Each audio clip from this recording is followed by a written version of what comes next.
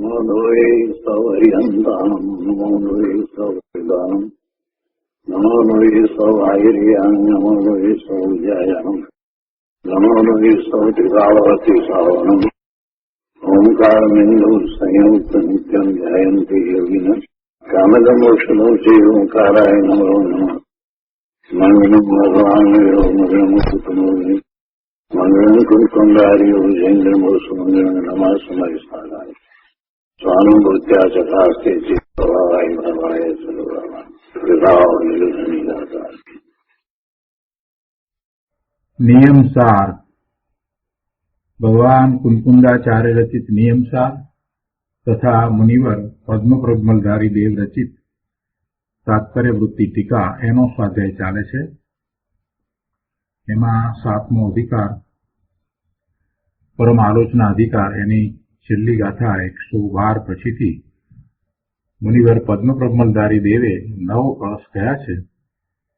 કળશ 171 થી 179, તે પૈકી કળશ 171 અને કળશ 172 નો સ્વાધ્યાય પૂરો કર્યો છે અને કળશ 172 નો સ્વાધ્યાય ચાલે છે. આ શ્લોક, એનો અર્થ અને એની ઉપર આપેલ બીજું ગુરુદેવના પ્રવચનમાંથી કેટલાક અંશો આપણે કર્યા છે. શેષ અંશો આજે લઈએ. પહેલા સહેજ પુનરાવર્તન કરીએ. કળશ 173માં એમ કહ્યું કે મુમુક્ષુ જીવ કઈ રીતે સિદ્ધિને પામે છે.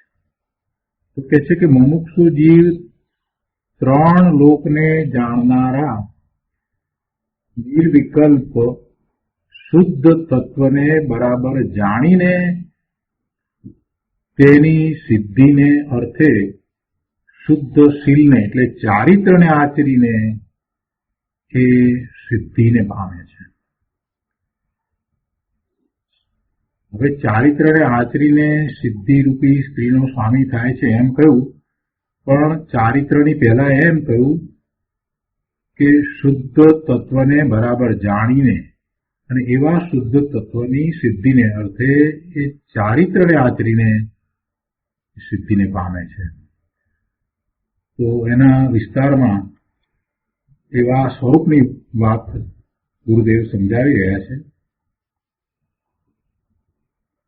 નિયમસાર પ્રવચન સદગુરુ પ્રવચન પ્રસાદ ભાગ બીજો, એના પાના નંબર 653 ઉપર ગુરુદેવ એ વાત સમજાવી રહ્યા છે કે મુમુક્ષુ કોણ છે અને 3 પ્રકારે મુમુક્ષુની વાત કરી. પછી કહે છે કે મુમુક્ષુઓ 3 લોકને જાણનારા નિર્વિકલ્પ શુદ્ધ આત્મતત્વને બરાબર જાણે છે. પહેલી વાત તો આ છે.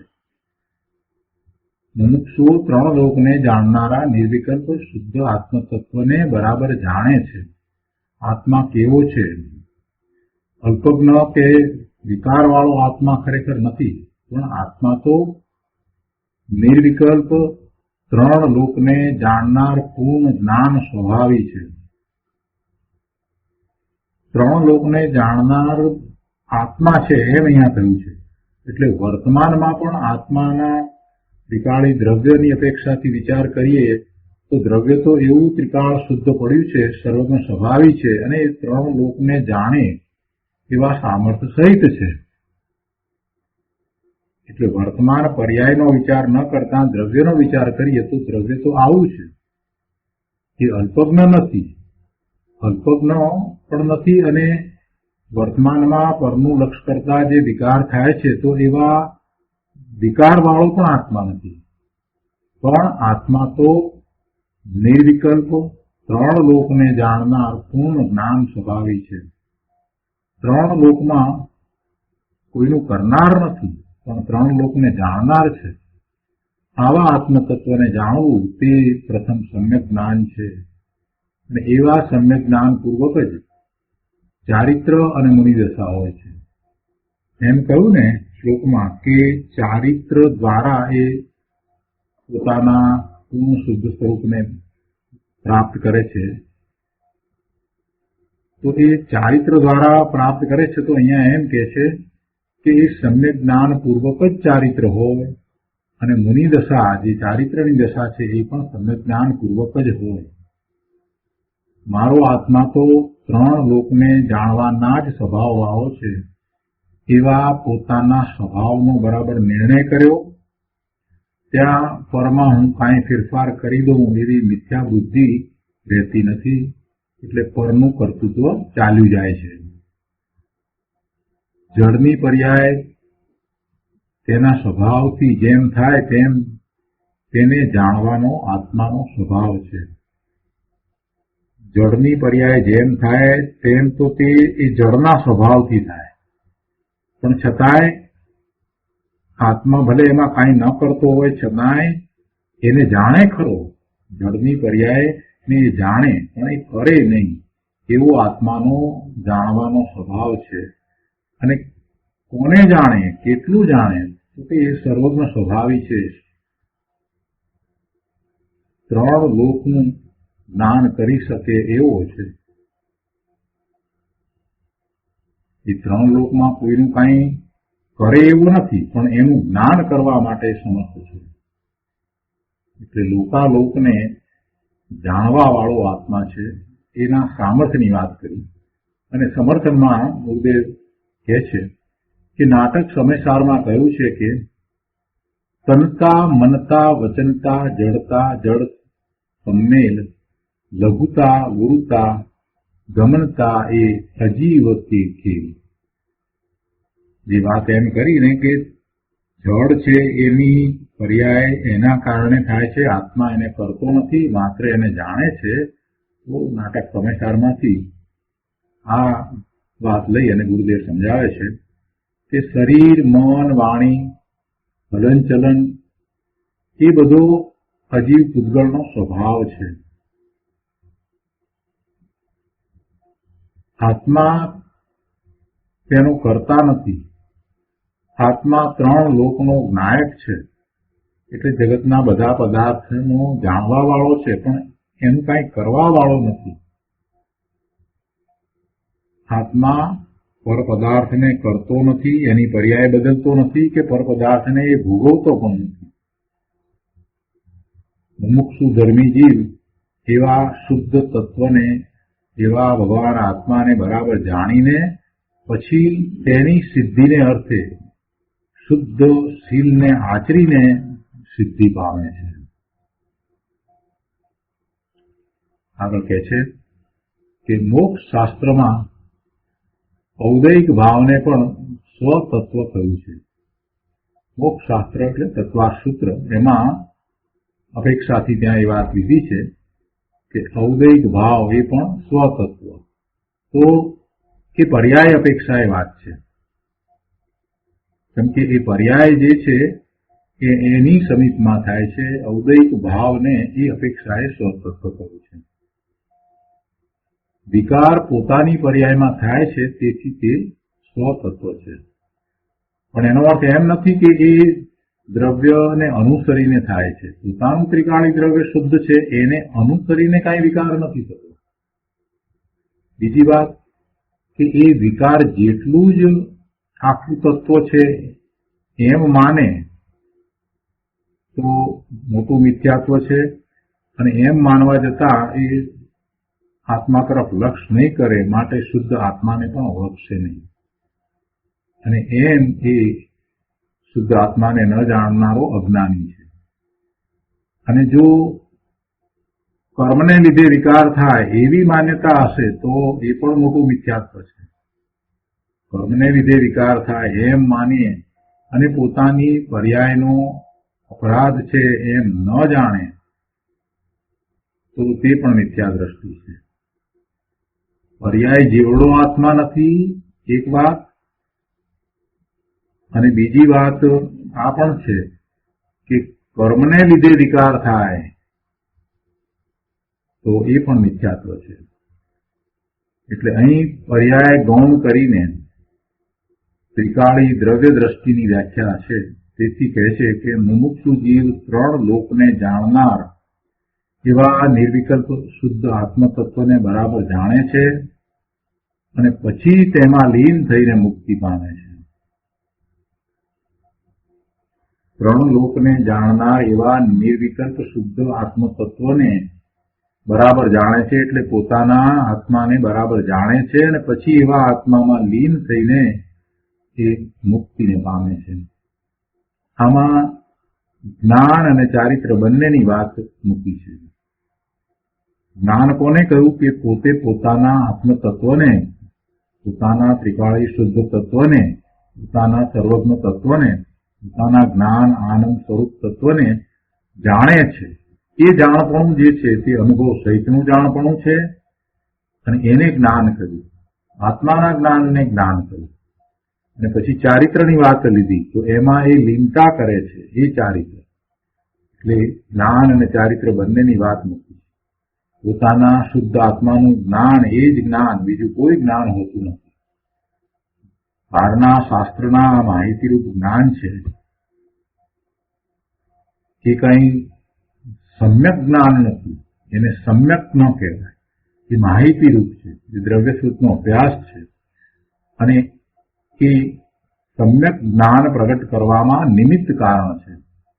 તીર્થંકર પરમેશ્વરની ઓમકાર ધ્વનિમાં જે આ જ્ઞાનના ધોધ રહ્યા છે એ બધું જ્ઞાન દ્રવ્યશ્રુત છે.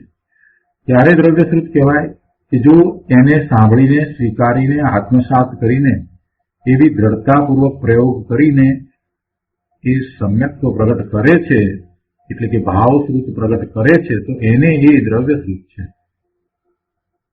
એટલે પોતાના શુદ્ધ આત્માનું જ્ઞાન તે જ્ઞાન અને તેમાં લીનતા એટલે આત્મામાં લીનતા, પોતાના સ્વરૂપમાં લીનતા એ ચારિત્ર. તો એ જ્ઞાન અને ચારિત્ર તે સિવાય બીજો કોઈ સિદ્ધિનો ઉપાય મુમુક્ષુઓને છે જ નહીં. બધાએ મુમુક્ષુઓ આ જ રીતે સિદ્ધિ પામે છે. ભૂતકાળમાં પણ એમ જ પામ્યા છે અને ભવિષ્યમાં પણ એમ જ પામશે. આગળ કહે છે, હું તો 3 લોકનો જાણનાર છું. 3 લોકનો જાણનાર કહ્યું, તેમાં રાગ કે દ્વેષ ક્યાં રહ્યો? માત્ર જાણવું, જાણવું એટલે જ્ઞાન થાય છે તો થાય છે. એ કાંઈ પરને જાણે તો એમાં એને રસ પડે એમ વાત નથી લીધી. માત્ર એ જણાય. જ્ઞેય માત્ર જ્ઞાનમાં ઝળકે. એટલે 3 લોક એ જ્ઞેય છે અને એ જ્ઞેય એને જ્ઞાનમાં ઝળકે છે. એટલે એમાં કાંઈ રાગ કે દ્વેષની વાત રહેતી નથી. બીજી વાત, પરનું કરે એવું તો કોઈ આત્માનું સ્વરૂપ નથી. રાગ દ્વેષની વાત તો પહેલા સમજાવી કે 3 લોકનો જાણનાર કહ્યો એટલે એમાં કઈ રાગ કે દ્વેષ છે એમ તો વાત છે નહીં. એ ક્યાં રહ્યો? એ તો છે જ નહીં. અને બીજી વાત સાથે એ લીધી કે કરવાની વાત, કર્તાપણાની વાત, ભોગવતાપણાની વાત, એટલે કરવું, ભોગવવું એ પણ કાંઈ આત્માનું સ્વરૂપ નથી. એટલે પરને કાંઈ કરે એવું તો કોઈ આત્માનું સ્વરૂપ નથી. અને રાગ દ્વેષ કરવા તે પણ ખરેખર આત્માનું સ્વરૂપ નથી. આત્મા તો નિર્વિકલ્પપણે 3 લોકનો જ્ઞાયક છે. તે જ્ઞાયકપણામાં એકલો વિતરાગ ભાવ જ છે. આવું જ્ઞાયકપણું ત્રિકાળ છે. શક્તિરૂપે આવું 3 લોકનું જ્ઞાયકપણું ત્રિકાળ પડ્યું છે. એટલે સર્વજ્ઞ સ્વભાવી છે. એને કાંઈ કરવાથી જ્ઞાન થાય એમ નથી. એ જ્ઞાન એનો સ્વભાવ છે અને જ્ઞાન કોને ન જાણે? જ્ઞાન જ્ઞેય માત્રને જાણે. એટલે એ એનો સ્વભાવ છે. એવું તે દ્રવ્ય ત્રિકાળ પડ્યું છે. વર્તમાન પર્યાયમાં જ્ઞાનના ઉઘાડની વાત અહીંયા નથી. પર્યાયની અંદર જ્ઞાનનો ઉઘાડ ઓછો વધતો હોય એ વાત નથી, પણ એના સ્વરૂપની વાત લીધી છે. તે એનું જ્ઞાયકપણું કેવું છે? તો કે જ્ઞાયકપણું તો આવું છે કે 3 લોકનો જાણનાર છે અને તે જ્ઞાયકપણામાં એકલો વિતરાગ ભાવ જ છે. એ વિતરાગ ભાવ એટલે શું? એટલે કે સર્વ કસાય રહિત ભાવ. એ જ્ઞાયકપણામાં કસાય રહિત ભાવ જ છે. કોઈ કસાય નથી. ક્રોધ, માન, માયા, લોભ કે 9 પ્રકારના મોહ કસાય એક પણ નથી. જ્ઞાયકપણામાં એકલો વિતરાગ ભાવ જ છે. આવા આત્માનો પ્રથમ નિર્ણય કરવો જોઈએ અને એવો નિર્ણય કરતા પછી સ્વરૂપને વિશે લક્ષ કરતા પોતાના જ્ઞાન દર્શનના ઉપયોગને સ્વ તરફ વાળતા એને એવો જ અનુભવ થાય છે, એટલે સમ્યક દર્શન અને સમ્યક જ્ઞાન થાય છે. પછી તેમાં જ એટલે સ્વરૂપમાં જ લીનતા થતા વિતરાગી ચારિત્ર થઈને સિદ્ધ પદ પ્રવૃત્તે છે. વિતરાગી ચારિત્ર થઈને સિદ્ધ પદ પ્રવૃત્તે છે. વિતરાગી ચારિત્ર થાય છે એટલે શું? કસાય રહિત દશા થાય છે. કસાય રહિત દશા થાય છે એ તો નાસ્તિથી વાત કરી. સાથે શું છે? અસ્થિથી વાત કરવી હોય તો શું કહેવાય? કે જ્ઞાન આનંદની દશામાં ખૂબ સ્થિરતા થઈ જાય છે અને પૂર્ણ સ્થિરતા થતા સિદ્ધ પદ પ્રગટે છે. એટલે કે પહેલા ભાવ મોક્ષની દશા થાય છે. જે ક્રમે ક્રમે જાણવું હતું એના સ્થાને હવે યુગપત જાણવું થાય છે. એક સાથે જગતના બધા પદાર્થોની બધી પર્યાયને જાણવા વાળો પોતાનો જ્ઞાન સ્વભાવ પ્રગટ થઈ જાય છે. એટલે કેવળ જ્ઞાન થાય છે અને પછી ચાર ઘાતી કર્મનો ક્ષય થતા એ સિદ્ધ પદને પ્રગટ કરે છે. તો આ રીતે મુમુક્ષુ મુક્તિ પામે છે. તો આ રીતે 173મો કળશ અહીંયા પૂરો થયો. હવે 174મો કળશ શરૂ કરતા ગુરુદેવ કહે છે કે આ 112મી ગાથા પછીનો ચોથો શ્લોક છે. તેમાં મોક્ષનું મૂળ કારણ જે શુદ્ધ તત્વ ત્રિકાળી કારણ પરમાત્મા તેનો મહિમા કરીને તેને વંદના કરે છે. મોક્ષનું મૂળ કારણ પોતાનું શુદ્ધ તત્વ ત્રિકાળી તત્વ કારણ પરમાત્મા તેનો મહિમા કરીને એનું ઘણું મહાત્મ્ય લાવીને એને વંદન કરે છે. તો કળશ 174 સાનંદમ તત્વ મજ્જ જીન મુનિ હૃદયામ ભોજ પિંજલ નિર્વ્યાવાદમ વિશુદ્ધમ સ્મરસ ગહનામિ દાવાગ્નિયુતમ શુદ્ધ જ્ઞાન પ્રદીપ્ત સહસ્રયમ મનોગેહ ઘોર અંધકારમ તદ્વંદે સાધુ વંદન જનન જલ નિધૌ લંઘન યાન પાત્રમ.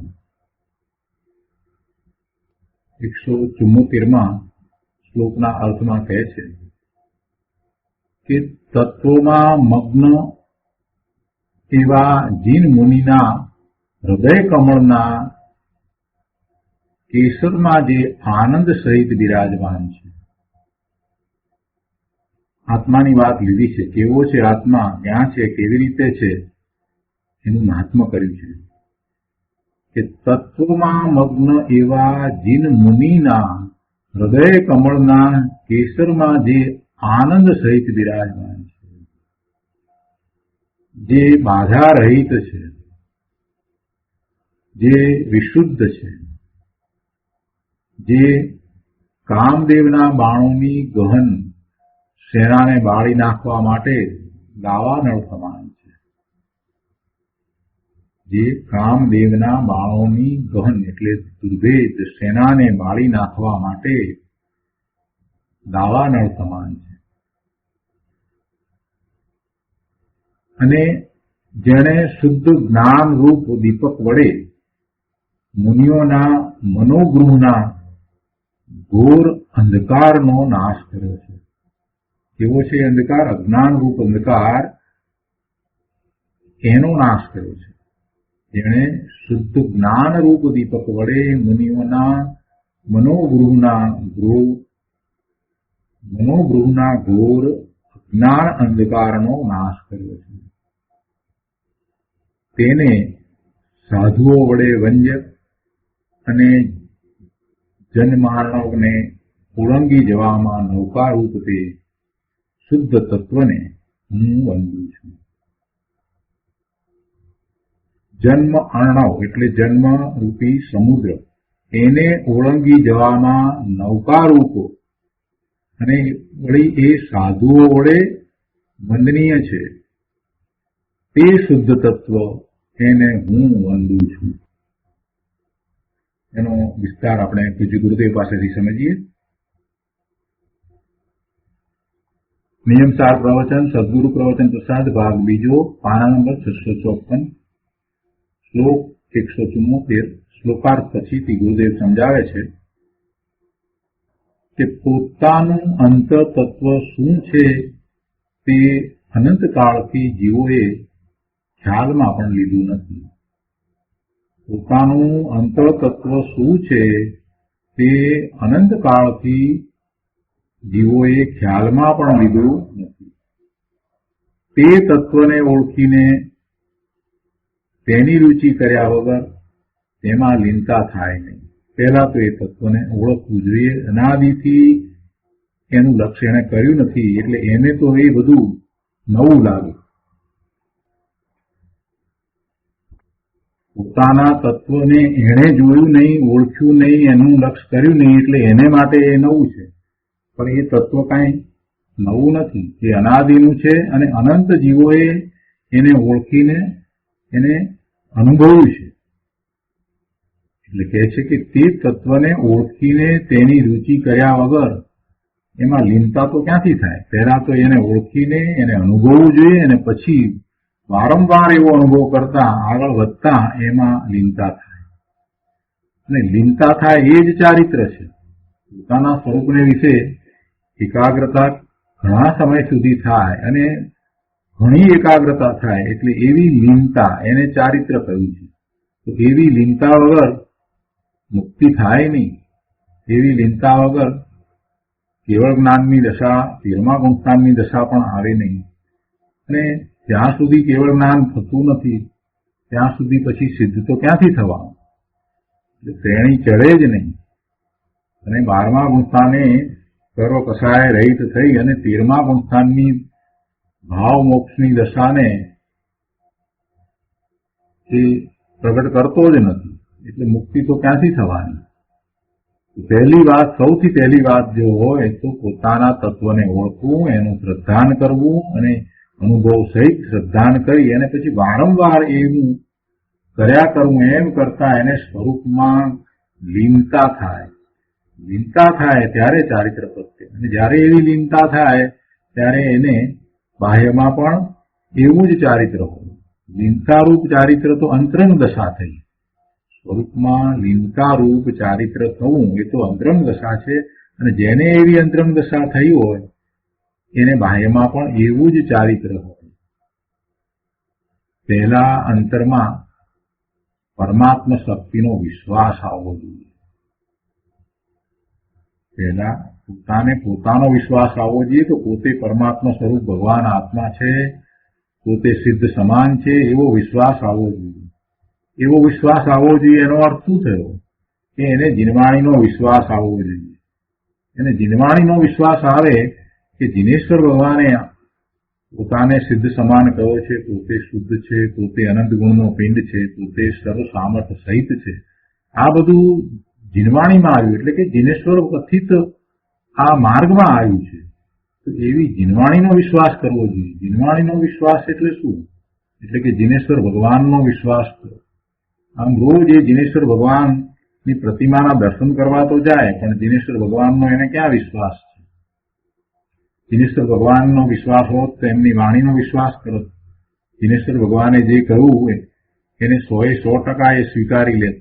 એને બીજે ક્યાંય ફાંફા મારવા જવાનું મન થાત નહીં. અહીંયા જવું ને અહીંયા જવું ને જ્યાં ને ત્યાં અન્ય મતમાં એની વાતો જાણવા જવાનું એને મન થવું ન જોઈએ. જો સાચો એ જૈન હોય, જીનેશ્વર ભગવાન ને માનતો હોય તો પછી અન્ય વાણીમાં એને ક્યાંથી રસ પડે? એને રસ પડવો જ ન જોઈએ. 100% જીનેશ્વર ભગવાનની વાતમાં જ રસ પડવો જોઈએ. એનો જ એકમાત્ર આદર હોવો જોઈએ. જીનેશ્વર પ્રભુ પ્રત્યે આવો ભાવ એને હોય. પ્રભુ આપે જ જે કહ્યું છે તે સત્ય છે, એના સિવાય બીજે ક્યાંય સત્ય નથી. આપે જે પરમ સત્ય પ્રકાશ્યું છે એ જ મારો ઉદ્ધાર કરનારું છે, એ સિવાય બીજું કોઈ મારો ઉદ્ધાર કરનારું નથી. આવો ભાવ હોય તો એ જીનેશ્વર ભગવાનની વાતને માને, એટલે કે જીનવાણીને માને, શાસ્ત્રમાં આવેલી વાત ને એ સ્વીકારે. એટલે એ સ્વીકારે તો પછી એમાં તો વાત આવી જાય છે કે સર્વજીવ છે સિદ્ધ સમાન, જે સમજે તે થાય. પોતે પરમાત્મા સ્વરૂપ જ છે, પોતાનામાં એવું સામર્થ્ય ભર્યું છે, એટલે એવો વિશ્વાસ આવી જાય. એટલે વિશ્વાસ નથી આવતો તો એની પોતાની ભૂલ છે, પોતાનો પ્રમાદ છે. પોતે ઔપચારિકપણે જૈન થયો છે, ઔપચારિકતા છે બધી. સાચું જૈનત્વ હોય તો પ્રભુનો વિશ્વાસ હોય, ને પ્રભુનો વિશ્વાસ હોય તો પ્રભુની વાણીનો વિશ્વાસ હોય, ને પ્રભુની વાણીનો વિશ્વાસ હોય તો પ્રભુની વાણીમાં જે વાત આવી છે એનો પણ વિશ્વાસ હોય. એટલે કે પોતે પરમાત્મા સ્વરૂપ છે એ વાતનો પણ વિશ્વાસ હોય. ગુરુદેવ કહે છે કે ભાઈ એવા વિશ્વાસના જોરે તારું વાણ ધરે એવું છે, બીજી કોઈ રીત નથી. પહેલા અંતરમાં પોતાની પરમાત્મા શક્તિનો વિશ્વાસ આવવો જોઈએ, તેના વિશ્વાસના જોરે વાણ તરે તેવું છે. કયું વાણ? આ તારું વાણ, તારી જીવન નૌકા એના જોરે તરે એવી છે. તેથી તે પરમાત્મા તત્વ ભવ સમુદ્રને ઓળંગી જવા માટે નૌકારૂપ છે, અને તે પરમાત્મા તત્વને અહીં વંદન કર્યું છે. વધારે વિસ્તાર કરતા ગુરુદેવ સમજાવે છે કે કેવું છે તે શુદ્ધ પરમાત્મા તત્વ. અહીંયા આ કળશમાં એમ કહ્યું કે તત્વમાં મગ્ન એવા વિતરાગી સંતોની અંતર પરિણતિમાં આનંદ સહિત તે તત્વ બિરાજમાન છે. જેમ કમળના મધ્યભાગમાં કેસરના તંતુ થાય છે, તે કમળનો કસ છે, તેમ મુનિઓના હૃદય કમળના કેસરમાં ભગવાન ચિદાનંદ આત્મા આનંદ સહિત વિરાજમાન છે. અહીં મુનિઓની ઉગ્ર પરિણતિ બતાવવા તેને હૃદય કમળના કેસરની ઉપમા આપી છે. મુનિઓને અંતરમાં સિદ્ધ પરમાત્મા જેવો આનંદનો અનુભવ થાય છે એવી એમની પરિણતિ છે. એ પરિણતિને દર્શાવવી છે એટલે એમ કહ્યું કે કમળ સાથે સરખાવીને કહ્યું કે મુનિઓના હૃદય કમળના કેસરમાં ભગવાન ચિદાનંદ આત્મા આનંદ સહિત વિરાજમાન છે. એટલે કહેવાનો આશય એવો છે કે એમની એવી પરિણતિ છે. મુનિઓની આ પરિણતિને અહીંયા દર્શાવી છે. મુનિઓને અંતરમાં સિદ્ધ પરમાત્મા જેવા આનંદનો અનુભવ થાય છે એવી એમની દશા થઈ છે. તે અનુભવમાં પરમ આનંદ સહિત શુદ્ધ આત્મ તત્વ બિરાજી રહ્યું છે.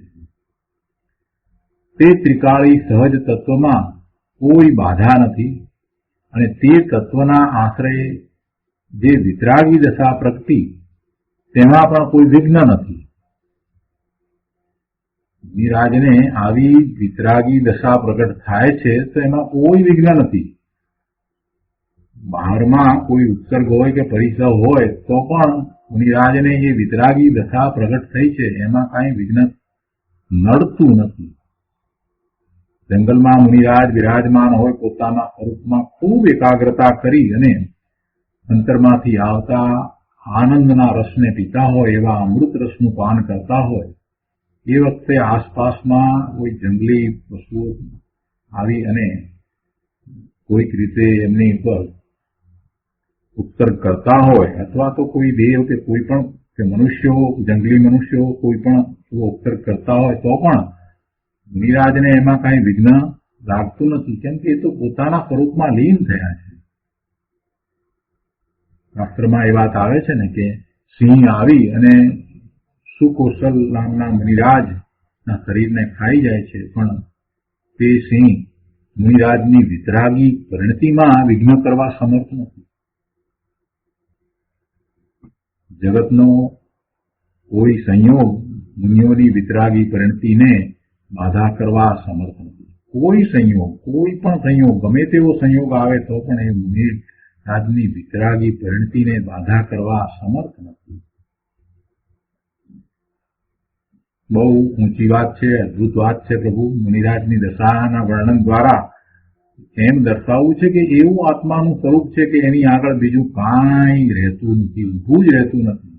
એવા આત્માના સ્વરૂપમાં જયારે લીનતા સ્થિરતા થાય છે પછી જગતમાં કોઈ એને કાંઈ કરી શકતું નથી, કોઈ એને દુઃખ પહોંચાડી શકતું નથી.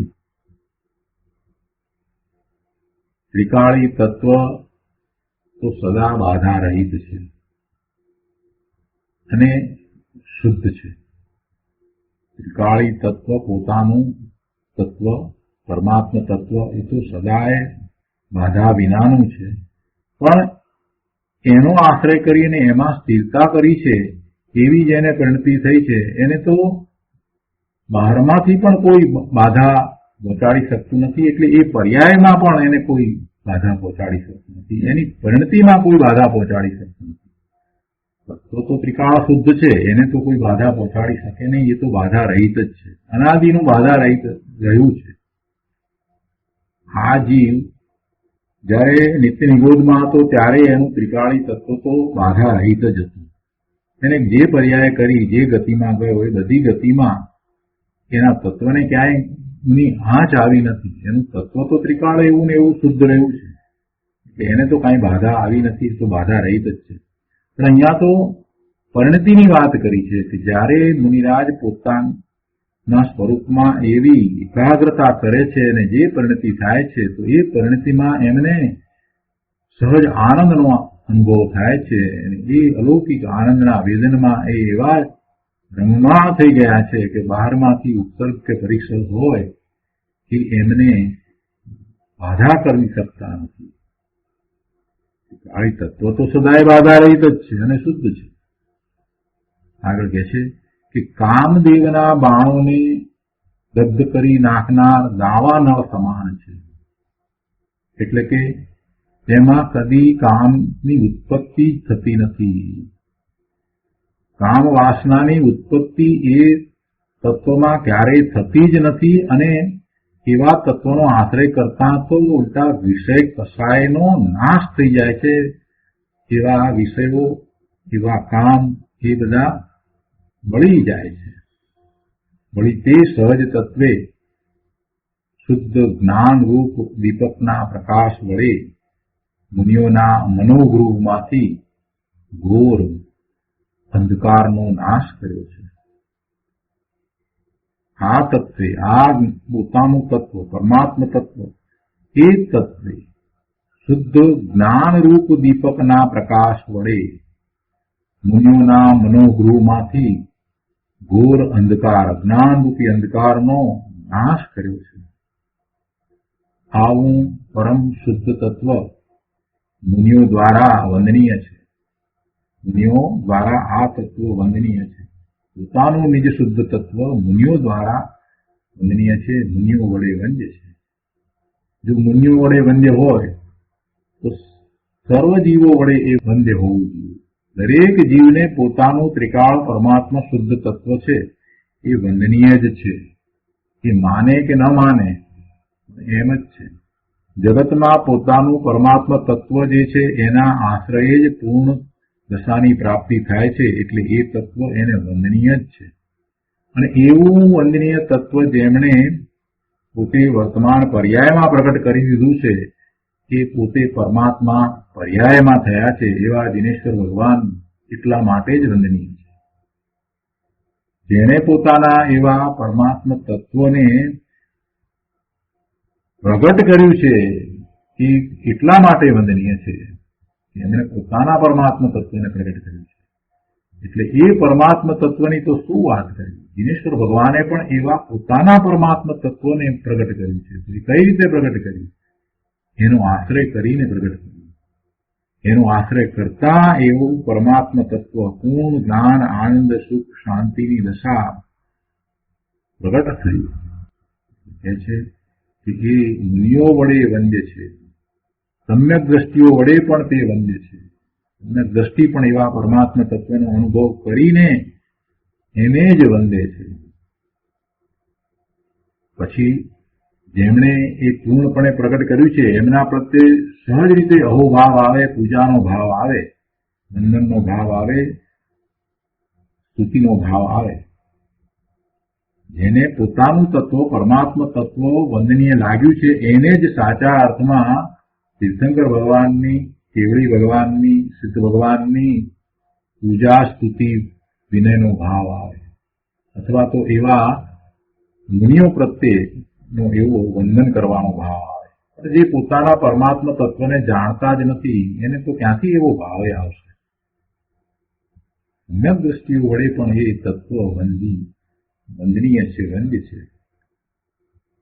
પણ અહીંયા એક વાત લીધી છે કે સમ્યક દ્રષ્ટિઓ વડે તે તત્વો વંદનીય તો છે, પણ તેમને તેમાં વિશેષ લીનતા નથી. એટલે કે મુનિરાજને જેવી લીનતા છે એવી લીનતા ચોથા સંસ્થાનની દશાની અંદર નથી. મુનિરાજને એ તત્વ વંદનીય છે એટલું જ નહીં, પણ એ જ તત્વને વિશે લીનતા છે. એટલે છે કે પણ સમ્યક દ્રષ્ટિઓને પણ એ તત્વો વંદ્ય હોવા છતાં તેમાં તેમને વિશેષ લીનતા નથી. અને અજ્ઞાનીની વાત લઈએ તો અજ્ઞાનીઓને તો તેનું ભાન જ નથી. અજ્ઞાનીઓને તો એ તત્વનું ભાન જ નથી. પોતાનું તત્વ એવું ત્રિકાળ શુદ્ધ અંદરમાં પડ્યું છે એને ભૂલીને બહારમાં ફાંફા મારે છે, બહારમાં સુખની શોધ કરે છે, અને બહારમાં પરના કાર્યોનું એક કર્તૃત્વ ભોક્તૃત્વ માની અને અનાદિનો દુઃખી થઈ રહ્યો છે. એને તો એનું ભાન જ નથી.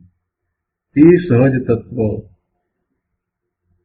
જન્માણવને, જન્મરૂપી અર્ણવ, જન્મરૂપી સમુદ્રને, એટલે સંસાર સમુદ્રને ઓળંગી જવા માટેની નૌકા છે. આ તત્વને હું વંદું છું. એવા સહજ તત્વની શ્રદ્ધા કરીને તેમાં લીન થવું, તેનું નામ જ પરમાર્થ વંદન છે. આ પરમાર્થ વંદન છે. નિજ શુદ્ધ સ્વરૂપનો દ્રઢતાપૂર્વક સ્વીકાર થવો અને એના પ્રત્યે અહોભાવ આવવો, એનું મહાત્મા આવવું, એને વંદન થવા, નિજ શુદ્ધ આત્માને વંદન થવા, એ પરમાર્થ વંદન છે. નિજ શુદ્ધ આત્મ તત્વનું જ્ઞાન ગુરુએ કરાવ્યું. તારું પોતાનું સ્વરૂપ શુદ્ધ છે અને એવું જ્ઞાન જો ખરેખર કર્યું હોય તો એને સહજ રીતે પોતાના ત્રિકાળી શુદ્ધનું મહાત્મા આવે અને એને વંદન કરે. એને જ પરમાર્થ વંદન કર્યા. એવા સહજ તત્વરૂપી નૌકાનો આશ્રય કરતા ઉદય ભાવરૂપ જે સંસાર તેની ઉત્પત્તિ જ થતી નથી એવું એ તત્વ છે કે એનો આશ્રય કરતા હવે સંસાર ઉત્પન્ન જ થતો નથી. એવા તત્વને વંદન કરે છે. કોણ કરે છે? મુનિરાજ વંદન કરે છે, સમ્યક દ્રષ્ટિ વંદન કરે છે. મિથ્યા દ્રષ્ટિ અભિમાનમાં રહ્યો છે એ બહારમાં લક્ષ કરીને રહ્યો છે અને વર્તમાન પર્યાય જેવડો પોતાને માને છે, વર્તમાન પર્યાય રૂપ પોતાને માને છે, એટલે પોતાના એ પરમાત્મા તત્વને જાણ્યા વિના, એને વંદન કર્યા વિના, એનું મહાત્મ્ય લાવ્યા વિના એ ભવના ભ્રમણ કરે છે. કોઈને એમ કહીએ કે ભાઈ તારું તત્વ ત્રિકાળ શુદ્ધ છે, પરમાત્મા તત્વ છે, એને વંદન કર, તો મોટાભાગના લોકો, પોતાને જઈને કેવડાવતા લોકો તો હસી કાઢશે. એ વાત પોતાને વંદનની વાત આવી એટલે હસી કાઢશે. કેમ કે એ પોતાને વર્તમાન પર્યાય જેવો માને છે. પોતાને વર્તમાન મનુષ્યની પર્યાય અને આસપાસમાં એને જે કાંઈ પ્રાપ્ત થયું છે અને એ સહિત જ પોતાને માને છે, એ શરીર સહિત જ પોતાને માને છે. એટલે એને એમ નથી કે પોતે ત્રિકાળ શુદ્ધ પરમાત્મા છે, એ વાત તો એને બેઠી જ નથી. વર્તમાન દશા નું જ એને લક્ષ છે, એ પર્યાય દ્રષ્ટિ છે, એટલે પર્યાયને જ જુએ છે. એટલે એને એમ થાય છે કે હું મને વંદન કરું, પોતાની પર્યાયને વંદન નથી થાય. વંદન તો તારા ત્રિકાળ શુદ્ધ તત્વને, દ્રવ્યને વંદનની વાત છે. એવા પરમાત્મા તત્વને અહીંયા વંદન કર્યા છે. મુનિરાજ જયારે પોતાના પરમાત્મા તત્વને વંદન કરે છે તો એનો અર્થ શું છે? ત્રિકાળ શુદ્ધ તત્વને વંદન કર્યા છે. નિજ શુદ્ધ તત્વને વંદન છે. તારું પણ એવું નિજ શુદ્ધ તત્વ છે એનો વિચાર કર અને એને વંદન કર. આ વર્તમાન દશાને વંદન કરવાની વાત નથી. એટલે બહુ ઓછા લોકોને આ વાત સમજાય કે પોતાના નિજ શુદ્ધ તત્વને મુનિરાજ વંદન કરે છે સમ્યક દ્રષ્ટિ પણ એને વંદન કરે છે, તો પછી મારે પણ વંદન કરવા જોઈએ. જો એને એ સમજાઈ જાય તો એનો બેડો પાર થઈ જાય. એ નથી પકડાતું. પોતાના નિજ શુદ્ધ તત્વને વંદન કરવા સુધી જો એ પહોંચી જાય તો પછી કોઈ હવે ચિંતાનું કારણ નથી. એ જ એને કરવાનું છે. જો નિરાજ પોતાના શુદ્ધ તત્વનું મહાત્મ્ય લાવીને વંદન કરે છે તો એ કેમ નથી કરતો? વાત આટલી જ છે. એને એના સ્વરૂપનું મહાત્મ્ય આવ્યું નથી અને પછી પાછો એમ કહે છે કે સ્વરૂપનો અનુભવ થતો નથી. અરે ભાઈ, ક્યાંથી થાય? તને તારા શુદ્ધ સ્વરૂપનું મહાત્મ્ય જ આવ્યું નથી.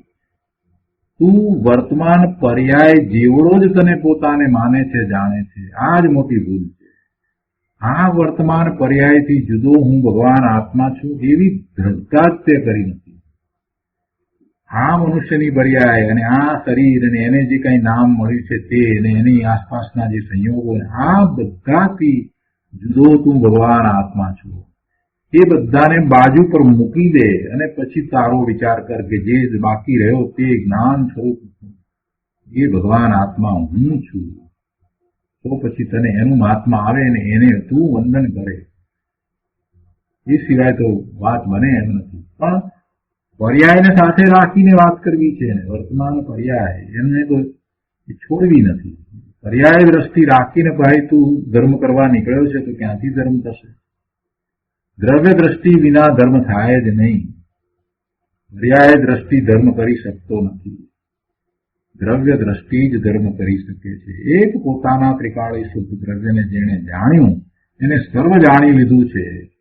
અને એને જાણતા, એનું લક્ષ કરતા, એનું મહાત્મ્ય જાણતા એને સહજ રીતે એનો અહોભાવ આવે છે અને એકાગ્રતા એમાં જ થઈ જાય છે. એનો જ આશ્રય થઈ જાય છે. એ જ ધર્મ છે. બહુ સરસ વાત આજે તો કહી છે ગુરુદેવે. બહુ સરસ વાત કરી કે મુનિ પોતાના એવા તત્વને વંદન કરે છે. સમ્યક દ્રષ્ટિ પોતાના તત્વને વંદન કરે છે. અને અજ્ઞાનીઓને તેનું ભાન જ નથી. અજ્ઞાનીઓને તેનું ભાન જ નથી. એટલી બધી સરસ વાત આખી મૂકી દીધી છે. જે તત્વ સહજ તત્વ છે અને જે આ જન્મ મરણ રૂપી સંસારને ઓળંગી જવા માટે નૌકા સમાન છે, જેનો આશ્રય કરતા આ સંસારના ભ્રમણો નાશ થાય છે, ભ્રમણ અટકી જાય છે, એવા એ તત્વનું એને મહાત્મ્ય નથી આવ્યું. તો એને બોધપાઠ લેવાનો છે કે મુનિઓ પણ એને વંદન કરે છે, હું કેમ નથી કરતો? તે જાતે એના ઉપર વિચાર કરવાની જરૂર છે. એવા સહજ તત્વરૂપી નૌકાનો આશ્રય કરતા ઉદય ભાવરૂપ જે સંસાર તેની ઉત્પત્તિ જ થતી નથી. આખો સંસાર ઉદય ભાવરૂપ જ છે.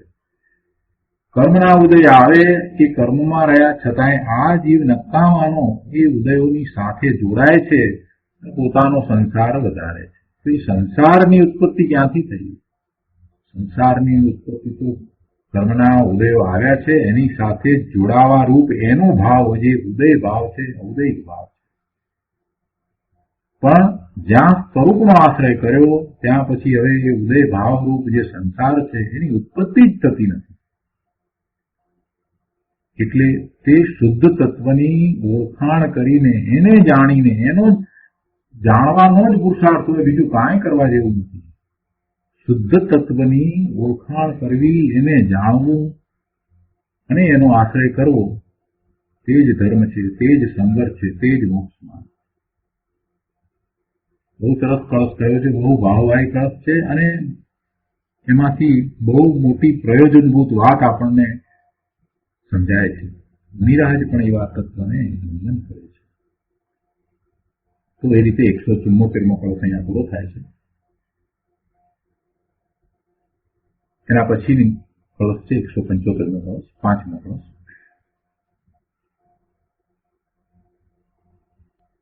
અભિનવમ ઇદમ પાપમ ન્યાય સમગ્ર વિયોપી વિદધતિ પરમ બ્રહ્મ કિમ તે તપસ્વીન એવ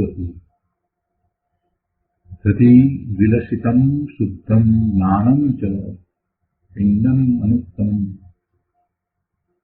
પદમ ઇદમ જ્ઞાત્વા ભૂયોપી યાંતિ રાગધામ. 175 શ્લોકના અર્થમાં આપણને જાગૃત કરવાની વાત કહી દીધી છે. બહુ સરસ વાત, જાગૃત કરવાની વાત મૂકી છે. શ્લોકના અર્થમાં કહે છે કે અમે પૂછીએ છીએ કે જેઓ સમગ્ર બુદ્ધિવાળા હોવા છતાં બીજાને આ નવું પાપ કર એમ ઉપદેશે છે તેઓ શું ખરેખર તપસ્વી છે? શું કહે છે? અમે પૂછીએ છીએ કે જેઓ સમગ્ર બુદ્ધિવાળા હોવા છતાં બીજાને આ નવું પાપ કર એમ ઉપદેશે છે તેઓ શું ખરેખર તપસ્વી છે? તપસ્વી એવો ઉપદેશ કરે એ તપસ્વી જ ના હોય. પાપનો ઉપદેશ આપે, આમ કર ને તેમ કર, એ તો બધું શું છે? પાપ કરવાનો ઉપદેશ હોય તપસ્વીને? હોય નિરાજનો એવો ઉપદેશ હોય જ નહીં. ખેદ છે કે તેઓ હૃદયમાં વિલસિત શુદ્ધ જ્ઞાનરૂપ અને સર્વોત્તમ પિંડરૂપ આ પદને જાણીને ફરીને પણ રાગતાને પામે છે. જો એવો ઉપદેશ કરે તો એમને એમાં રાગ છે, એ રાગતાને પામે છે. અમે પૂછીએ છીએ કે જેઓ સમગ્ર બુદ્ધિવાળા હોવા છતાં બીજાને આ નવું પાપ કર એમ ઉપદેશે છે તેઓ શું ખરેખર તપસ્વી છે? બહુ ખેદ છે કે તેઓ હૃદયમાં વિલસિત શુદ્ધ જ્ઞાનરૂપ અને સર્વોત્તમ પિંડરૂપ આ પદને જાણીને ફરીને પણ સરાગતાને પામે છે. સરાગતાને રાગતાને પામે છે. પિંડરૂપ એટલે પિંડ એટલે પદાર્થ. તો એનો અર્થ આપણે પૂજ્ય ગુરુદેવ પાસેથી સમજીએ. 175 શ્લોકના અર્થ પછીથી ગુરુદેવ કહે છે કે શુદ્ધ ચિદાનંદ આત્માને જાણીને તેના અવલોકનમાં એકાગ્ર થવું તેનું નામ આલોચના છે. આ તો મૂળ વાત છે. શુદ્ધ ચિદાનંદ આત્માને જાણીને તેના અવલોકનમાં એકાગ્ર થવું તેનું નામ આલોચના છે. આ સંવર અધિકાર છે. પુણ્ય અને પાપ એ બંને ભાવો આશ્રવ છે. તે આશ્રવ કરવા જેવો છે એવો ઉપદેશ મુનિ કેમ આપે? અહીંયા આલોચનાનો અધિકાર છે. આલોચના એટલે સંવર. આલોચનાનો અર્થ સંવર થાય છે. એટલે ગુરુદેવ અહીંયા એમ કહ્યું કે સંવર અધિકાર છે. પુણ્ય અને પાપ એ બંને ભાવો આશ્રવ છે અને એ આશ્રવ કરવા જેવો છે એવો ઉપદેશ મુનિ કેમ આપે? અહીંયા કહેવાનો આશય એવો છે, એવો ઉપદેશ મુનિ ના આપે. આશ્રવ કરવા જેવો છે એમ જેનો ઉપદેશ છે તે મિથ્યા દ્રષ્ટિ છે. તે ખરેખર તપસ્વી કે મુનિ હોય નહીં. પુણ્ય પાપ કરવા જેવા છે એમ જે માને તેને પુણ્ય પાપનો સંવર થાય નહીં. એને પુણ્ય પાપનો સંવર થાય નહીં. પુણ્ય પાપ કરવા જેવા છે એટલે એને પછી એનો આશ્રવ જ હોય અને બંધ જ પડે. એને એનો સંવર થાય નહીં. સંવર એટલે આશ્રવ રહિત થવું, તે સંવર છે. પોતાના સ્વરૂપનું લક્ષ કરી ત્યાં એકાગ્રતા કરતા સંવર થાય છે એટલે આશ્રવ થતા નથી. પણ જે આ પુણ્ય પાપ રૂપી આશ્રવને માને છે ને એને કરવા જેવા જે સમજે છે અને એવો ઉપદેશ આપે છે તો એ તપસ્વી કે મુનિ હોઈ શકે નહીં. એને એવી માન્યતાવાળાને એ પુણ્ય પાપનો સંવર પણ હોય નહીં. ભાવલિંગી સંત મુનિઓ તો આનંદ કંદ ચૈત્યને કુંડમાં ઝૂલે છે. પોતાના સ્વરૂપમાં રમણતા કરે છે. તેમને તો પુણ્ય પાપ રહિત પરમ શુદ્ધ ચિદાનંદ આત્માનું ભાન છે અને તેમાં લીનતા થઈ છે. એવા મુનિ જ ખરેખર તપસ્વી છે. એટલે એમનો ઉપદેશ તો એવો હોય જ નહીં. પુણ્ય પાપો કરવા જેવા છે, પુણ્ય કરવા જેવું છે એવો એ ઉપદેશ એમનો હોય નહીં. કેમ કે એ આશ્રવ છે. પુણ્ય તત્વ છે તે આશ્રવ તત્વ છે. અને આશ્રવ તત્વ જે બંધનું કારણ છે એનો ઉપદેશ ક્યાંથી આપે?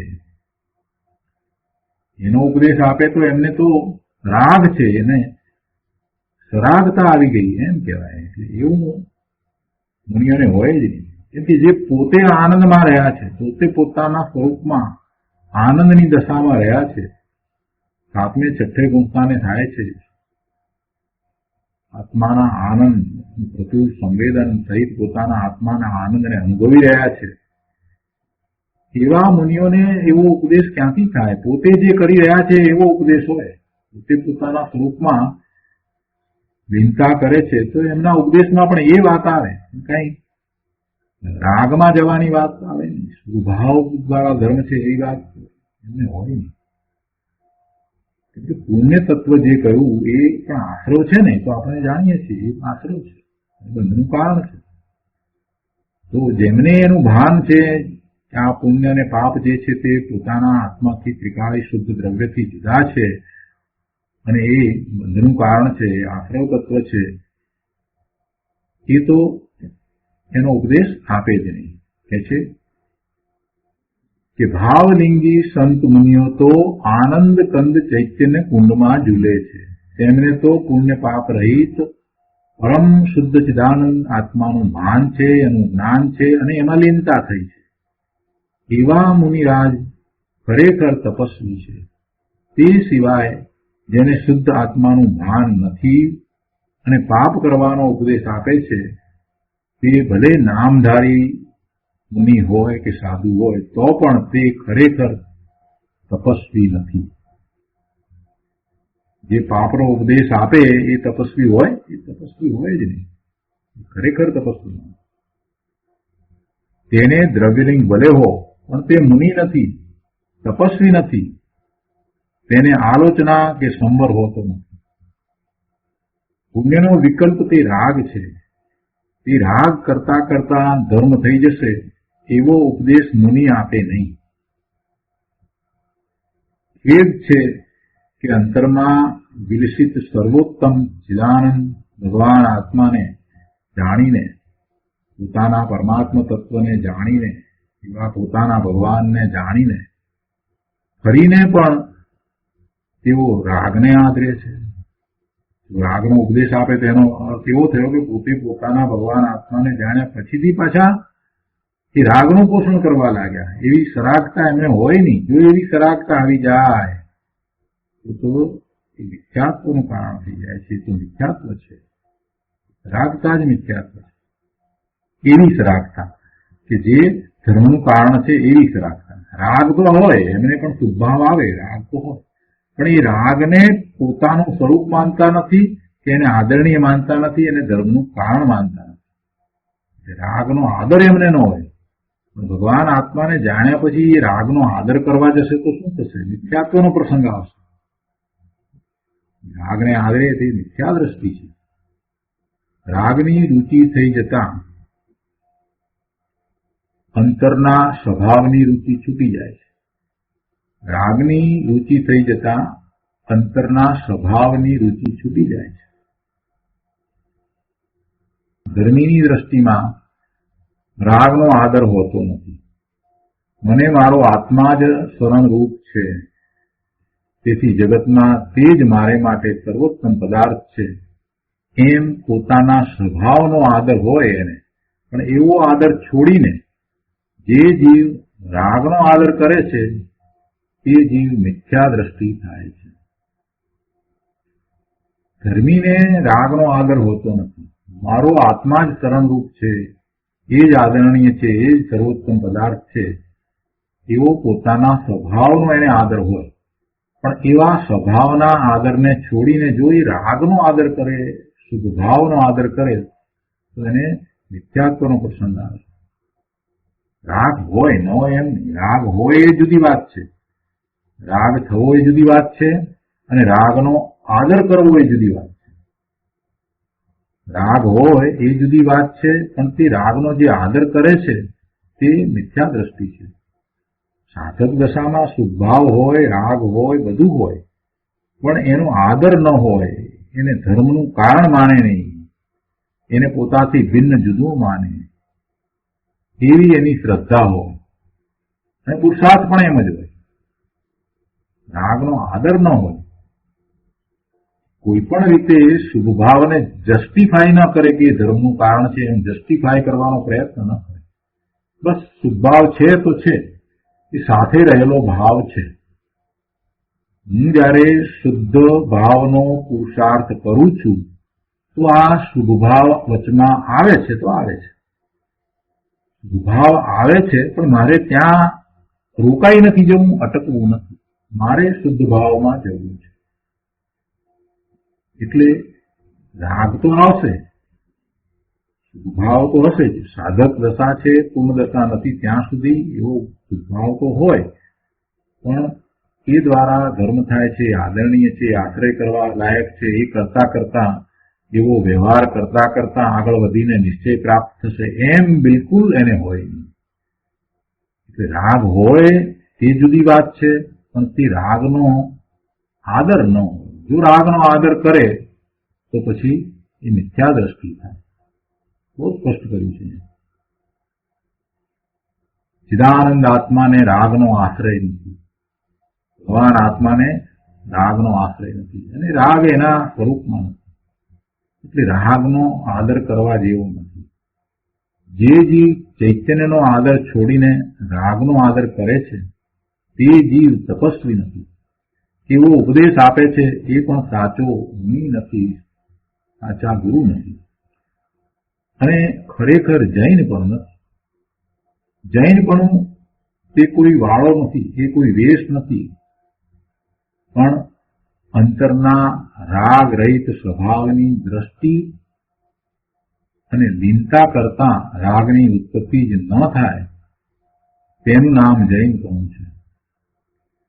અંતરમાં રાગ રહિત દશામાં સ્વભાવની દ્રષ્ટિ કરીને સ્વરૂપને વિશે એકાગ્રતા લીનતા થતા જ્ઞાન આનંદની અનુભૂતિ થાય એ સાચું જૈનપણું છે.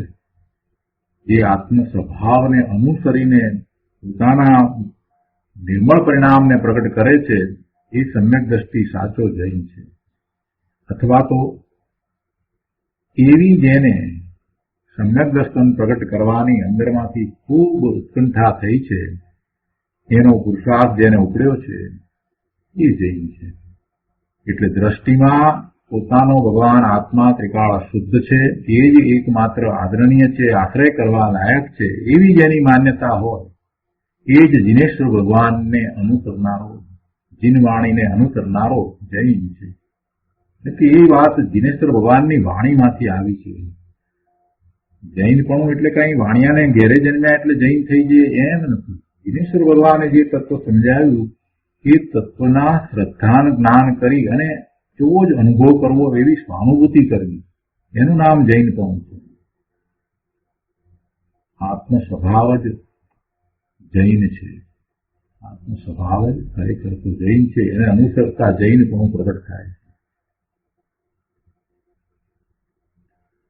તો આ રીતે આપણે 175મો કળશ અહીંયા પૂરો કરીએ છીએ, અને એના પછીનો 176મો કળશ, એમાં સહજ તત્વનો મહિમા કરી અને તે જૈવંત છે એમ કહેશે. તો એનો સ્વાધ્યાય આપણે આવતી વખતે કરીશું. આજનો સ્વાધ્યાય અહીંયા સુધી રાખીએ છીએ.